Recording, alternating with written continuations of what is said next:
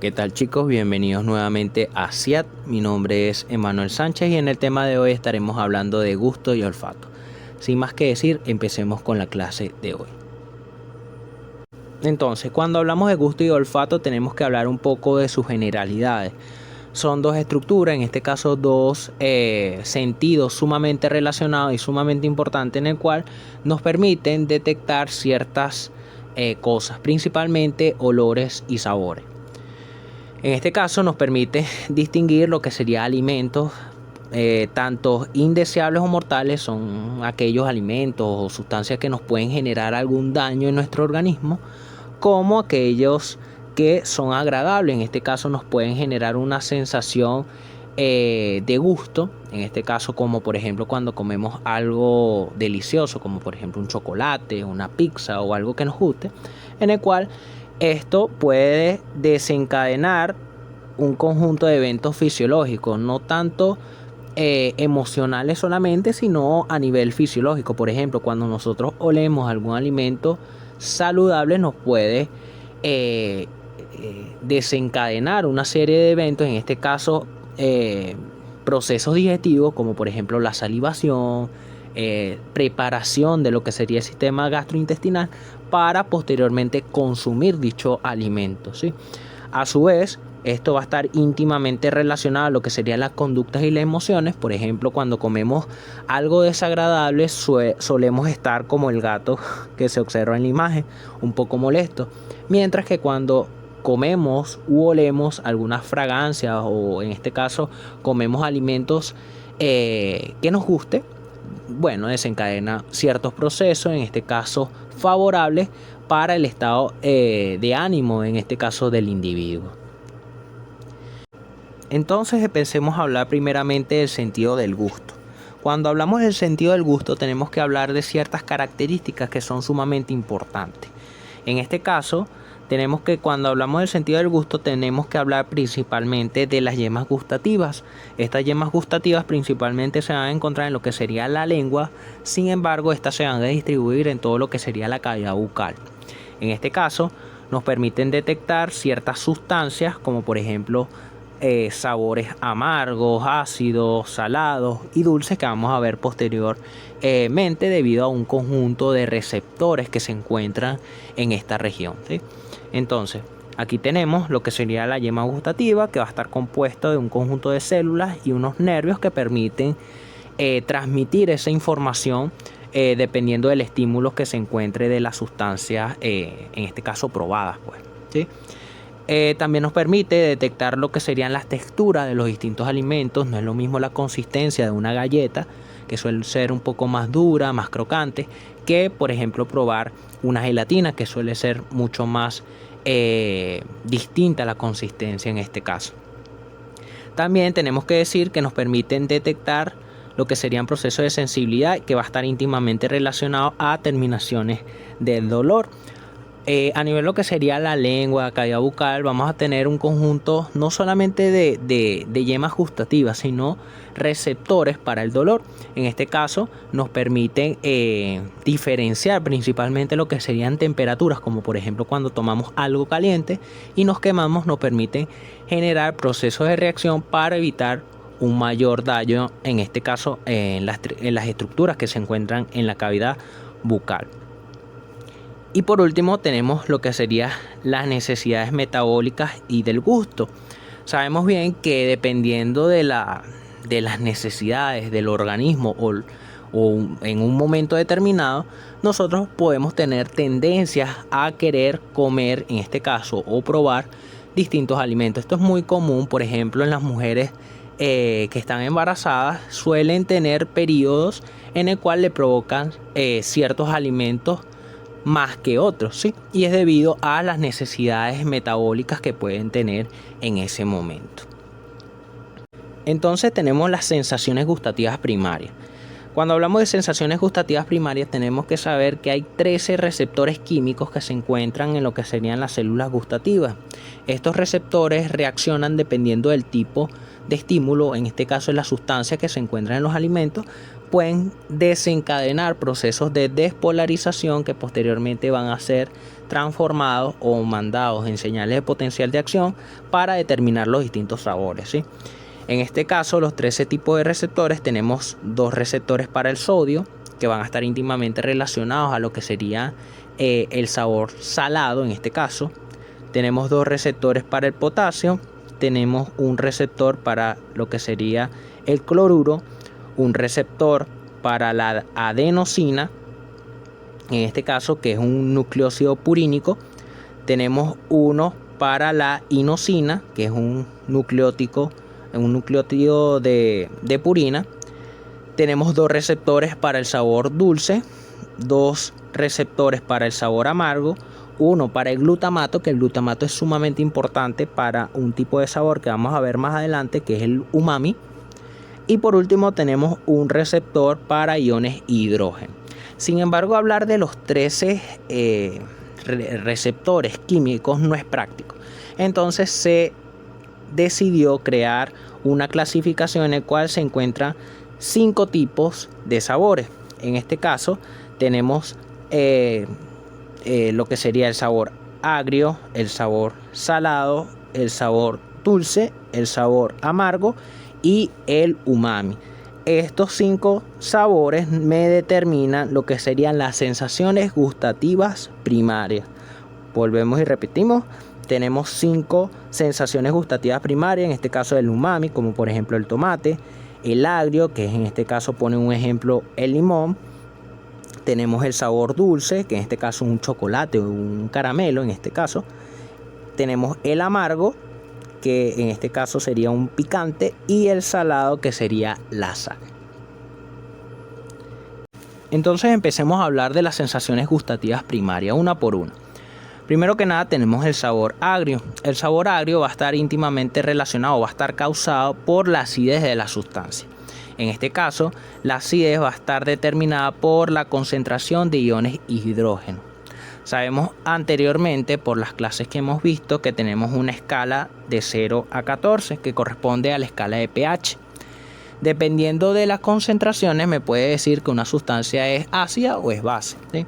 Entonces tenemos que para estimular lo que sería el sabor agrio va a estar íntimamente relacionado a lo que sería o va a ser proporcional a lo que sería al logaritmo de la concentración de ion hidrógeno. Esto quiere decir que a mayor concentración de iones hidrógeno, mayor será la acidez de esta sustancia, o en este caso del alimento que estemos hablando. Aquí tenemos un ejemplo del limón que tiene un pH de 2. Esto quiere decir que la concentración de hidrogeniones o de ion hidrógeno es elevada. En cambio, si hablamos por ejemplo, de la soda, del café o algunas sustancias que se estén acercando a lo que sería a un pH alcalino, su concentración, por supuesto, de hidrogeniones va a ser menor. Luego tenemos el sabor salado, que va a estar causado por lo que serían las sales ionizadas. En este caso, el principal ion que actúa para estimular este receptor, o en este caso, esta sensación gustativa, es el ion sodio. Sin embargo, este rango puede variar dependiendo del tipo de sal. Hay sales que pueden estimular otro tipo de receptores y pueden desencadenar, o mejor dicho, pueden generar otro tipo de gusto. Pero cuando se habla principalmente de sal, ¿sí?, se habla principalmente de ion sodio. Muy importante hablar esto. Luego tenemos lo que sería el sabor dulce, en el cual es ocasionada por varias sustancias químicas. En este caso, para generar un estímulo que nos genere una sensación dulce, se encuentran sustancias como por ejemplo azúcares, los glicoles, los alcoholes, los aldehídos, cuerpos cetónicos, amidas, ésteres, algunos aminoácidos, algunas proteínas pequeñas, entre otros. Son principalmente sustancias orgánicas, es decir, aquellas sustancias que van a tener carbono en su estructura. También se habla de que hay sustancias que pueden generar una sensación dulce, pero si se le cambia su estructura puede generar otro tipo de sabor. En este caso se habla de modificaciones en la estructura química, en la cual se le incorpora un radical.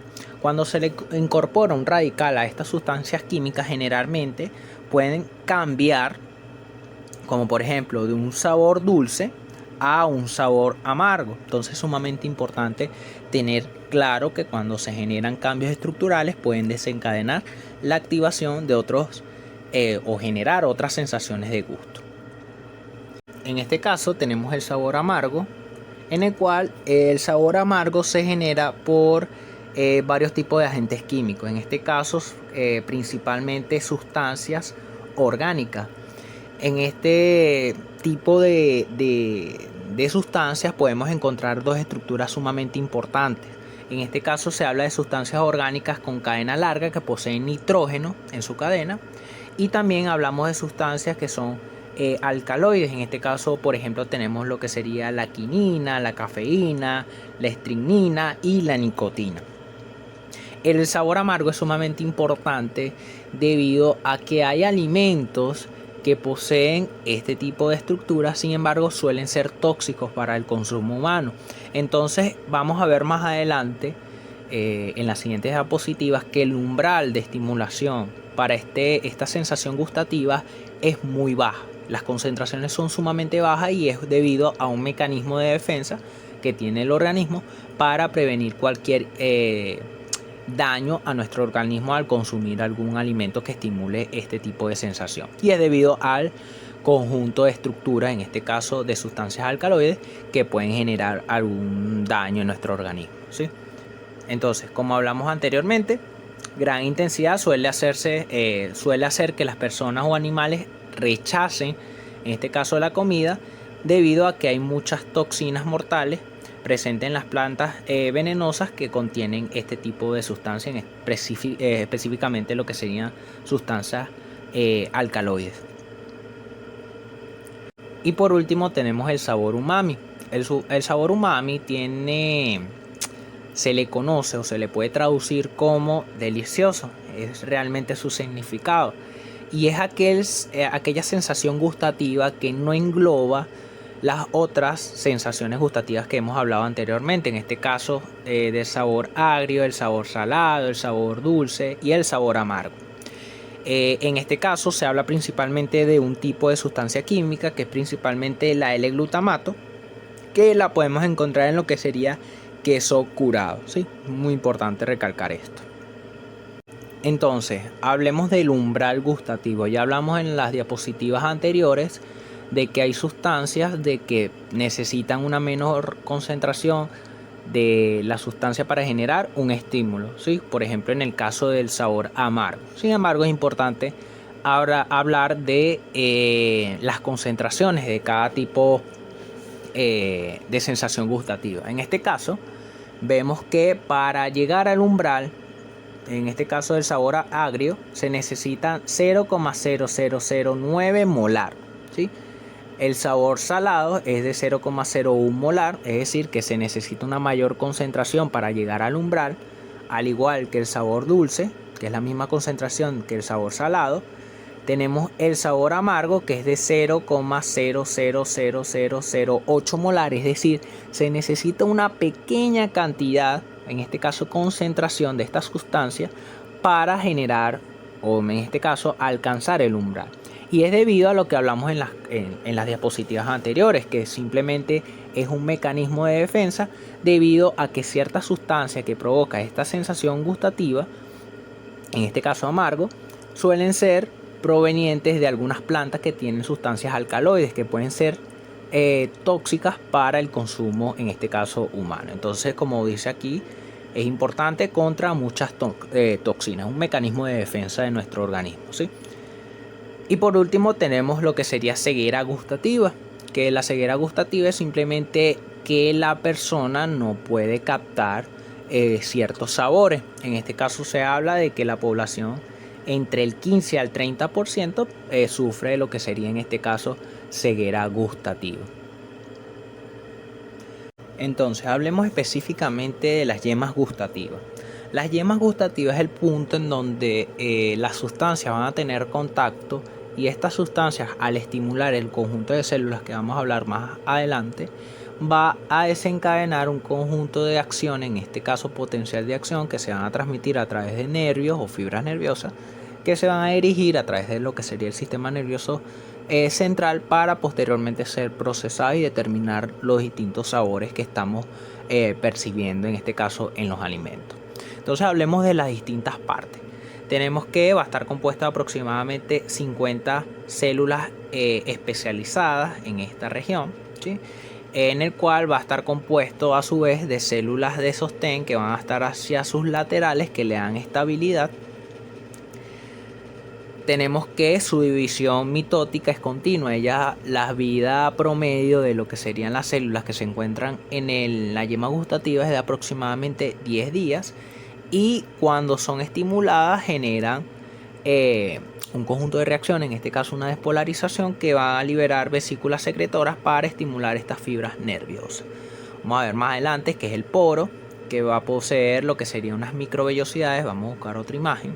Aquí tenemos las microvellosidades y tenemos el poro gustativo. En esta región es donde va a llegar aquellas sustancias que van a estimular a los quimiorreceptores o las células especializadas, en el cual cuando se genera una despolarización van a hacer sinapsis o van a desencadenar una liberación de sustancias, en este caso vesículas, para estimular estas fibras nerviosas aferentes para posteriormente ser llevadas hacia el sistema nervioso central.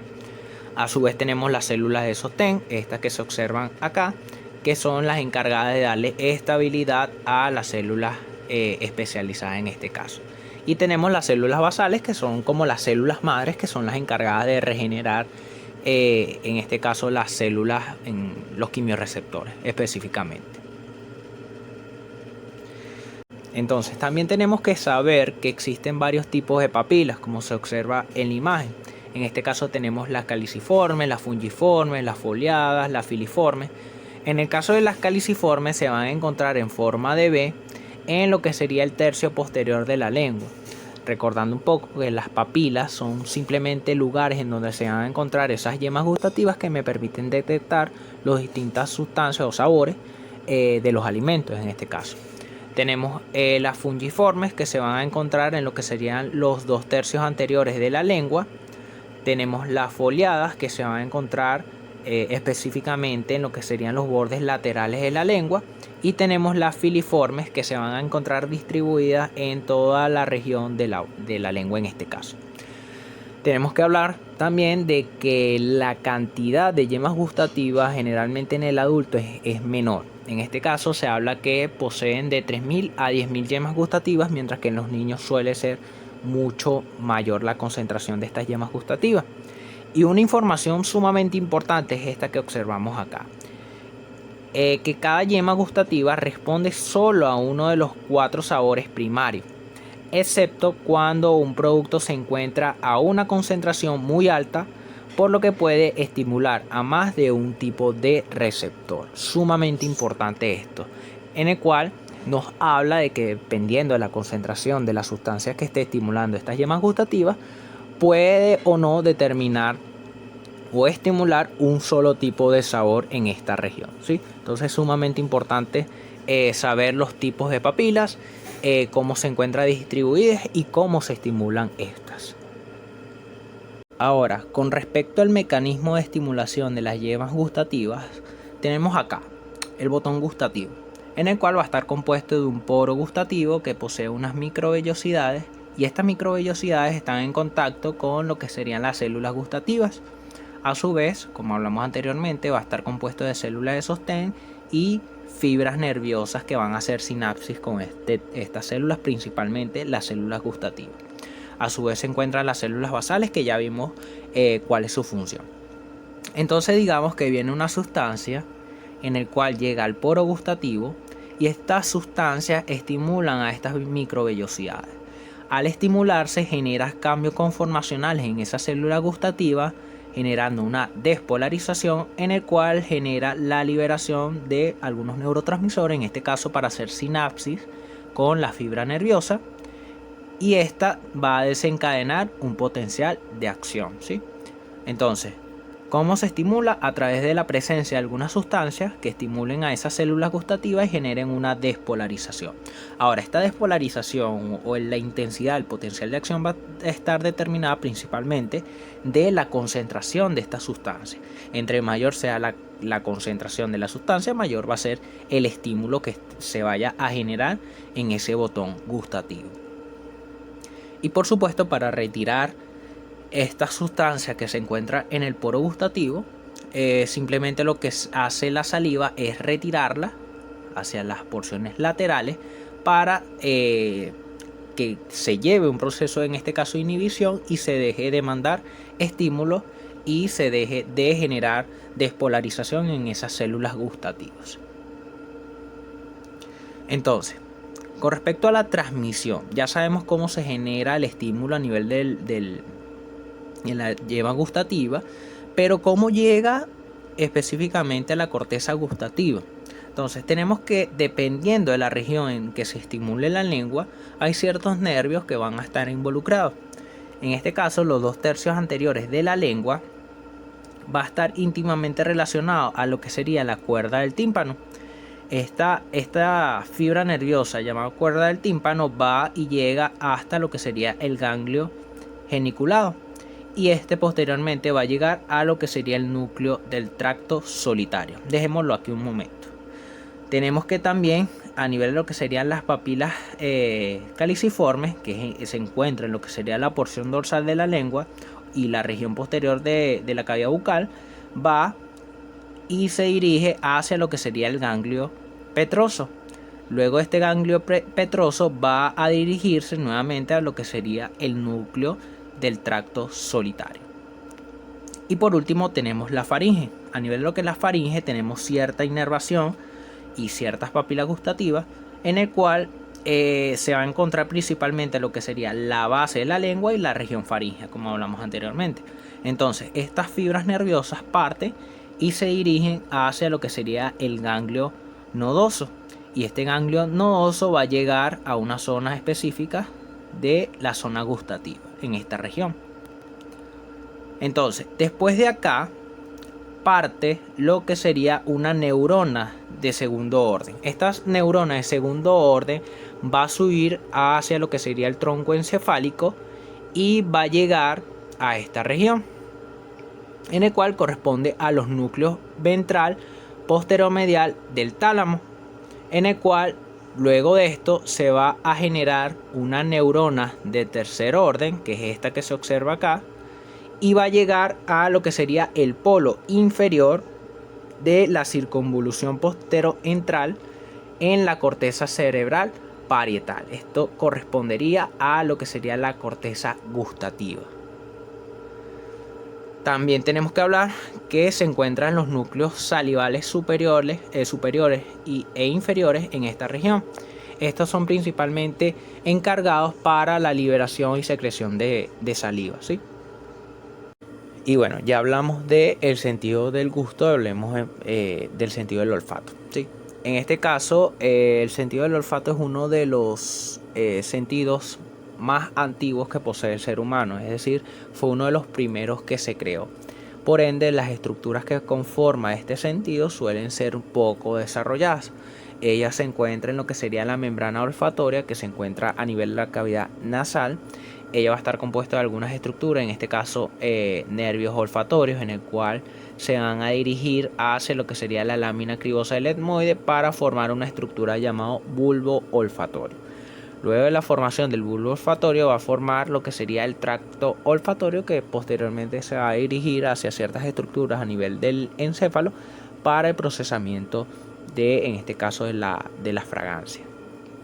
Ella va a estar compuesta de un conjunto de células. En este caso tenemos las células olfatorias, que son sumamente importantes, estas que se observan acá o estas que se observan de color amarillo, en el cual son neuronas bipolares.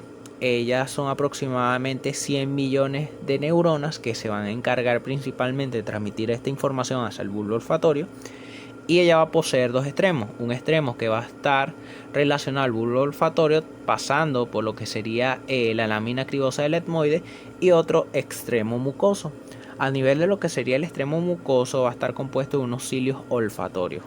Estos cilios olfatorios son los que van a estar íntimamente relacionados a algunas proteínas fijadoras de las sustancias odoríferas, es decir, son extremos que van a estar íntimamente relacionados a esas sustancias que nosotros vamos a oler, ¿sí?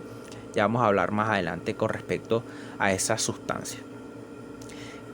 Va a estar compuesto de 4 a 25 pelos olfatorios en sus extremos, en el cual son las que van a tener interacción con las respectivas sustancias en este caso.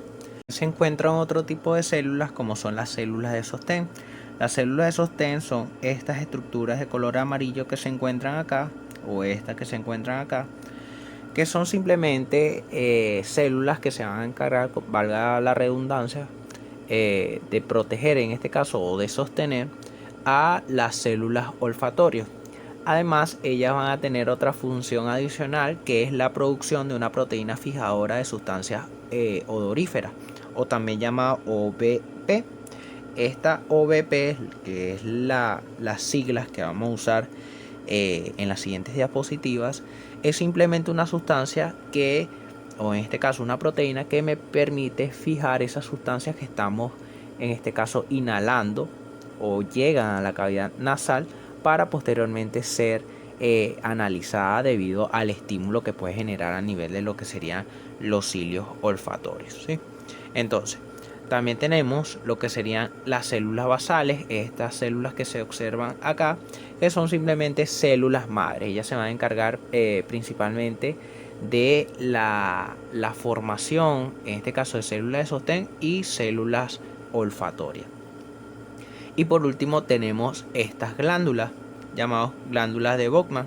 Estas glándulas de Bowman simplemente a través de su conducto, este conducto que se observa acá, permite lo que sería la secreción de moco. Esta secreción de moco es sumamente importante debido a que primero que nada protege a lo que serían las células principalmente olfatorias, y también permite captar en este caso las sustancias que están pasando a través de la cavidad nasal. En este caso serían las sustancias olfatorias, ¿sí? Entonces, hablemos de la estimulación de las células olfatorias. Aquí tenemos lo que sería la cavidad nasal con las respectivas estructuras que hablamos anteriormente. Y entonces tenemos que las sustancias, en este caso odoríferas, llegan a la cavidad nasal. Ellas van a interaccionar con lo que sería la membrana olfatoria. Y si le hacemos un zoom, tenemos el conjunto de estructuras que hablamos anteriormente y tenemos la mucosa proveniente de las glándulas de Bowman. A nivel de lo que sería esta mucosa se encuentran lo que serían las proteínas OBP. Estas proteínas OBP se van a acoplar o se van a unir a estas sustancias odoríferas, en el cual van a permitir dirigirse o interaccionar con los cilios provenientes de las células olfatorias principalmente. Entonces, ¿cómo se genera realmente la despolarización en las células olfatorias? Aquí tenemos un esquema de todo el proceso de despolarización de las células olfatorias. Entonces tenemos el odorante, que son estas sustancias que llegaron a la cavidad nasal, llegan y se acoplan a una proteína transmembranal, ¿sí? Esta proteína o receptores de odorantes van a estar acoplados a una proteína G, que vamos a hablar más adelante. Entonces, este odorante se acopla y va a hacer que la proteína G desprenda una de sus subunidades. En este caso va a ser la subunidad alfa, ¿sí? Esa subunidad alfa se va a dirigir hacia la adenilatociclasa y la va a activar, ¿sí? En este caso, cuando la adenilatociclasa se activa, va a transformar el ATP en AMP cíclico. Este AMP cíclico es sumamente importante porque permite la activación de los canales catiónicos, es decir, me permite el paso de iones principalmente de sodio y calcio hacia el intracelular, en el cual me va a generar la despolarización de las células olfatorias. Aquí tenemos el umbral para generar una despolarización que correspondería a menos 35 milivoltios, y la frecuencia depende principalmente de la intensidad o la cantidad de odorantes que se encuentre en la membrana, en este caso olfatoria. Ahora bien, sabemos que no se puede tener por un tiempo muy prolongado la estimulación de las células olfatorias. Nosotros tenemos que tener un mecanismo que inhiba todos estos procesos que hablamos anteriormente. Entonces, para la finalización de este proceso van a haber ciertos métodos que nos permiten llegar a ello. En este caso se puede difundir hacia otras regiones, en este caso regiones que no contengan células olfatorias, que son las encargadas principalmente de generar esos potencial o despolarización para posteriormente llevar la información hacia el bulbo olfatorio. O también se encuentra un conjunto de enzimas que se van a encargar de degradar dicha sustancia. Por otro lado, tenemos un proceso de adaptación que es sumamente importante. El proceso de adaptación se toma muy en cuenta cuando, por ejemplo, nos encontramos en un sitio en el cual posee un olor específico o característico y nosotros después de un tiempo nos damos cuenta de que no percibimos ese olor y es debido a esta adaptación. Entonces, ¿cómo sucedería esta adaptación? Sencillo. Tenemos que cuando el AMP cíclico ya hizo su función de activar los canales de calcio, este AMP cíclico va a activar lo que sería una enzima llamada fosfodiesterasa. Esta enzima, en este caso fosfodiesterasa, va a hacer que inhiba los receptores olfatorios. Al inhibir los receptores olfatorios no va a haber liberación de la subunidad alfa para unirse a la adenilatociclasa y no se va a generar los siguientes procesos. Otro método de adaptación es por el calcio. Cuando se genera una despolarización, sabemos que entra iones positivos, principalmente de sodio y calcio. El calcio llega a un punto de que se va a unir al complejo calmodulina. Esto va a formar lo que sería el complejo calcio-calmodulina, que va a bloquear el AMP cíclico. Y si no tenemos AMP cíclico, no hay apertura de canales positivos.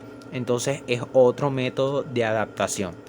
Y por último tenemos el calcio-calmodulina quinasa de tipo 2. Este complejo calcio-calmodulina de tipo 2 lo que va a hacer es inhibir a la adenilatociclasa.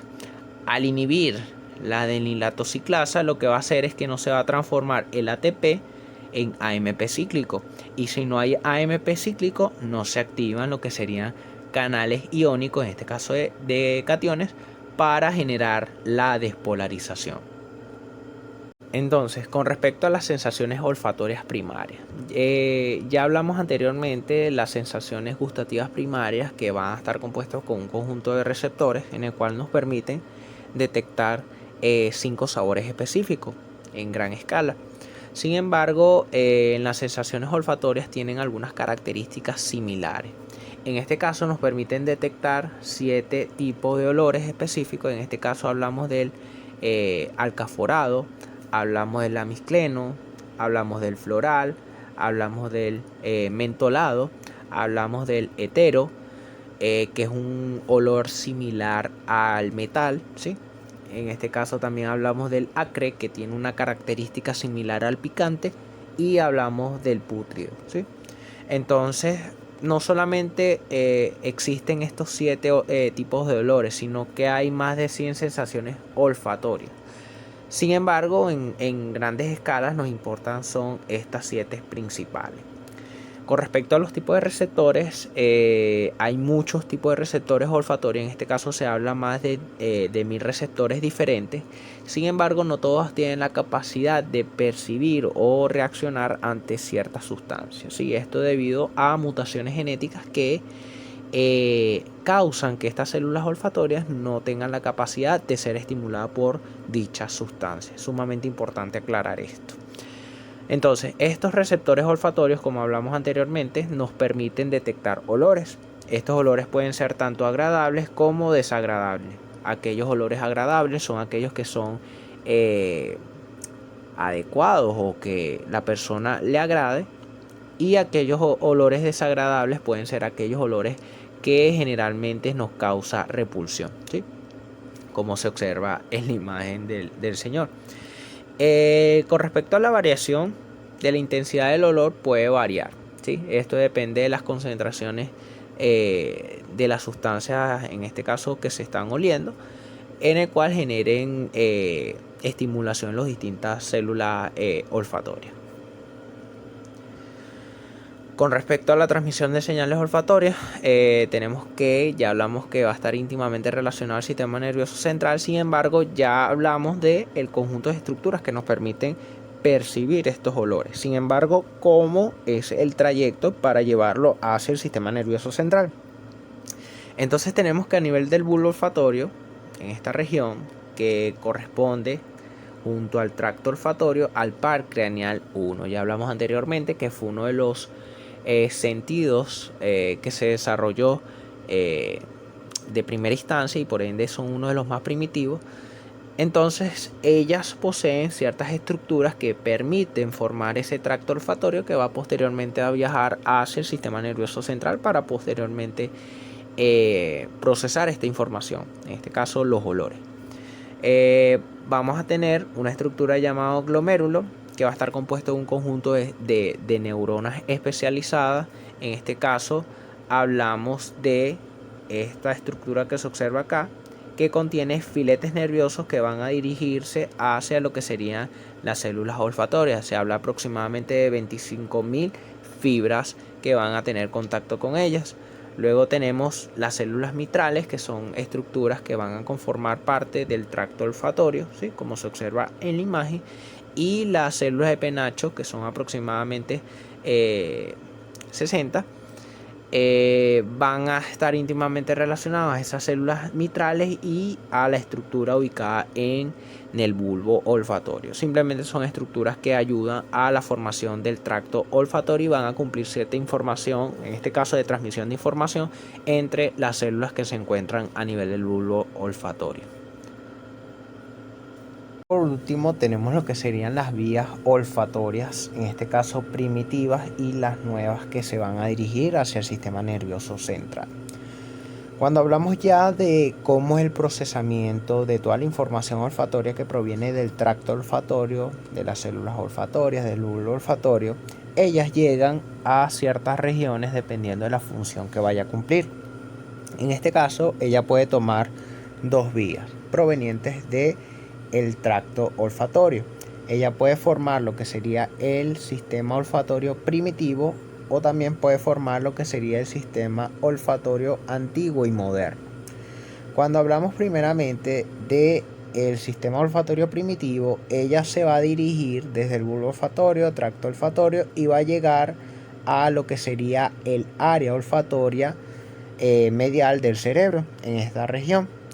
Ella va a pasar por lo que serían las porciones basales intermedias del encéfalo y va a cumplir funciones, como dice su nombre, primitivas. En este caso va a generar lo que sería lamerse los labios al ver un alimento, va a generar salivación y otras reacciones sumamente primitivas, ¿sí? Con respecto a lo que sería el sistema olfatorio antiguo y moderno, ella nuevamente parte del bulbo olfatorio, tracto olfatorio, y va a llegar a lo que sería el área olfatoria lateral en esta región.